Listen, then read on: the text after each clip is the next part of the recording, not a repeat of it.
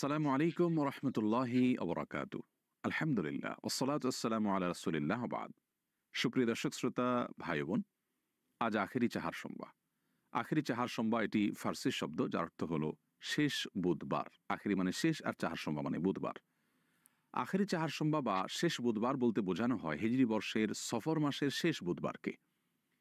এই দিনটির বিশেষ কোনো তাৎপর্য আছে কিনা এবং এই দিন উপলক্ষে বিশেষ কোনো করণীয় বর্জনীয় আছে কিনা আজ আমরা সেই বিষয়টি জানার চেষ্টা করব ইনশাআল্লাহ তাআলা। প্রিয় দর্শক, আখেরি চাহার সোমবারকে আমাদের দেশের অনেকেই ইসলামী শরিয়া দৃষ্টিকোণ থেকে বিশেষ গুরুত্বপূর্ণ তাৎপর্যপূর্ণ দিন মনে করে থাকেন এবং এই দিন উপলক্ষে অনেকগুলো করণীয় বর্জনীয় কথা বলা হয়ে থাকে। এই দিন উপলক্ষে সরকারি ঐচ্ছিক ছুটি থাকে এবং বিভিন্ন গণমাধ্যম এই দিন উপলক্ষে বিশেষ রিপোর্ট প্রকাশ করে থাকে। মূলত আখেরি চাহার সোমবার বা সফর মাসের শেষ বুধবারকে যে কারণে তাৎপর্যপূর্ণ দিন মনে করেন অনেকে, সেটি হলো যে আমরা সকলে জানি এবং সর্বজন স্বীকৃত বিদিত যে আমাদের প্রিয় নবী সাল্লাল্লাহু আলাইহি সাল্লাম মৃত্যুবরণ করার আগে বেশ কিছুদিন থেকে অসুস্থ ছিলেন। আর সেই অসুস্থতা থেকে তিনি সফর মাসের শেষের দিকে এসে একদিন কিছুটা আরোগ্য লাভ করেছিলেন। এরপরে আবার তিনি অসুস্থ হয়ে যান, যার পর আর তিনি সুস্থতা লাভ করেননি। এরপর তিনি মৃত্যুবরণ করেছেন। তাহলে সফর মাসের শেষের দিকে তিনি সুস্থতা লাভ করেছেন একদিন এসে, সে বিষয়ে কারোর কোনো দ্বিমত নাই এবং সেটি সুবিদিত এবং সুপ্রমাণিত। সেই দিন যে দিনে তিনি সুস্থতা লাভ করেছিলেন সেটি কোন দিন ছিল সে বিষয়ে অনেকে দাবি করে থাকেন সেটি বুধবার ছিল এবং সেজন্য এদিন উপলক্ষে আমাদের আনন্দ প্রকাশ করা উচিত, বিশেষ নামাজ পড়া উচিত, সদকা করা উচিত বা ভালো কাজ করা উচিত, যেমনটি সাহাবায়ে কেরাম করেছেন বলে তারা দাবি করে থাকেন।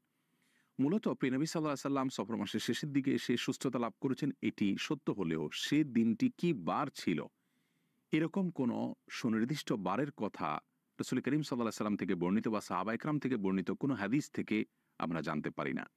অর্থাৎ বুধবারের এই দিনটিতেই তিনি সুস্থতা লাভ করেছেন এই বিষয়টি সম্পূর্ণ ভিত্তিহীন এবং মনগড়া এবং অপ্রমাণিত একটি বিষয়। বরং হাফেজ ইবনে হাজার আসকালানী রাহিমাহুল্লাহ এবং হাফেজ ইবনে কাসির রাহিমাহুল্লাহ ইসলামের ইতিহাসে দুজন পণ্ডিত পুরুষ, একজন হাদিস শাস্ত্রের মহাপণ্ডিত আর একজন তাফসীর শাস্ত্রের মহাপণ্ডিত, তারা উভয় যথাক্রমে ফাথুল বারী এবং আল বিদায়া ওয়ান নেহায়া নামক গ্রন্থে উল্লেখ করেছেন যে নবী সাল্লাল্লাহু আলাইহি সাল্লামের সফরের শেষের দিকে সুস্থতা লাভ করার সেই দিনটি ছিল বৃহস্পতিবার।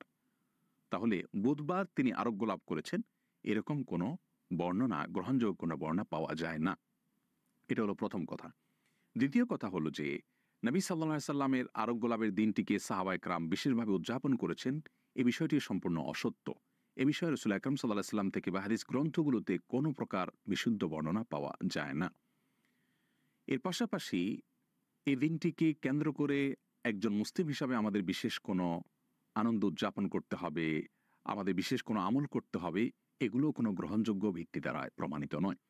এ সম্পর্কে তাযকিরাতুল আওরাদ নামক একটি কিতাব এবং আমাদের দেশের মুকসুদুল মুমিনিন, ভারতচাঁদের খুতবা বা এই জাতীয় যে সমস্ত বইগুলো অথেন্টিক নয়, সে সমস্ত বই পুস্তকে কোন প্রকার গ্রহণযোগ্য তথ্য ছাড়াই এ ধরনের অনেক আমলের কথা বলা হয়েছে। তার মধ্যে থেকে একটি আমল হলো যে আখেরি চাহার সোমবার বা সফর মাসের শেষ বুধবার সকালে সূর্য উদয়ের কিছুক্ষণ পর 2 রাকাত নামাজ পড়ার নির্দেশ করা হয়েছে এবং সেই নামাজের প্রথম রাকাতে সূরা ইখলাস 11 বার, দ্বিতীয় রাকাতে সূরা ইখলাস 11 বার এবং নামাজ শেষে 70 বার বিশেষ দুরূদ এবং দোয়া পাঠ করার কথা বলা হয়েছে।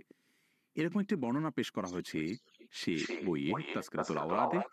এই বর্ণনা সম্পর্কে পাক ভারত মহাদেশের অনেক বড় একজন পণ্ডিত আলেম শেখ আব্দুল হাই আল লাখনবী রাহিমাহুল্লাহ, তিনি তার প্রখ্যাত গ্রন্থ আল আসারুল মারফুআ ফিল আখবারিল মাওদুআ নামক কিতাবে সেটিকে জাল এবং ভিত্তিহীন প্রমাণ করেছেন।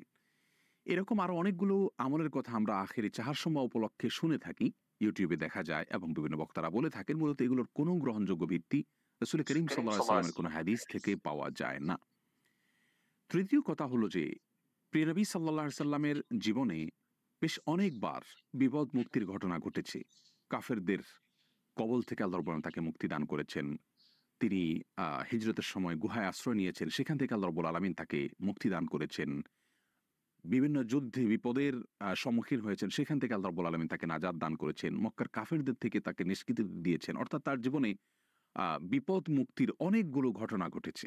সেই ঘটনাগুলোকে স্মরণীয় করে রাখতে গিয়ে বা সেই ঘটনাগুলোকে বিশেষ দিবস হিসাবে ধার্য করে সেই দিনকে পরবর্তী বছরগুলোকে তিনি অথবা তার কোনো সাহাবী অথবা কোনো তাবী পরবর্তীতে উদযাপন করেছেন এরকম কোনো বর্ণনা কোরআন হাদিসের কোথাও পাওয়া যায় না। তাহলে প্রিয়নবী সাল্লাল্লাহু আলাইহি সাল্লামের আরোগ্য লাভের দিনটিকে বিশেষভাবে উদযাপন করতে হবে, এরকম কোনো বক্তব্য সঠিক নয়। সাহাবা ইকরামও করেননি, তাবেঈরাও করেননি, তাদের পরবর্তীতে তাবেঈরাও করেননি। সুতরাং প্রথম কথা হলো যে সফর মাসের শেষ বুধবারে তিনি আরোগ্য লাভ করেছেন সেটি প্রমাণিত নয়। দ্বিতীয় কথা হলো যে সেদিনটি যদি প্রমাণিত হয় ও ধরেও নেওয়া হয়, সেদিন উপলক্ষে বিশেষ কোনো কর্মসূচি, বিশেষ কোনো আমলের কথা কোরআন হাদিসে আমাদেরকে বলা হয়নি। আর ইসলাম মানেই হলো কোরআন এবং হাদিসকে অনুসরণ করা, রাসূল করিম সাল্লাল্লাহু আলাইহি ওয়াসাল্লামকে অনুসরণ করা, সাহাবা ইকরাম এবং তাবেঈদেরকে অনুসরণ করা, মন গড়া কোনো কিছু করা। এটা ইসলাম নয়, বরং এটি বিদআত, যা পরিত্যাজ্য। আল্লাহ রাব্বুল আলামিন আমাদের সকলকে এই সব ধরনের বিদআত থেকে বেঁচে থাকার তৌফিক দান করুন। আসসালামু আলাইকুম ওয়া রাহমাতুল্লাহি ওয়া বারাকাতুহু।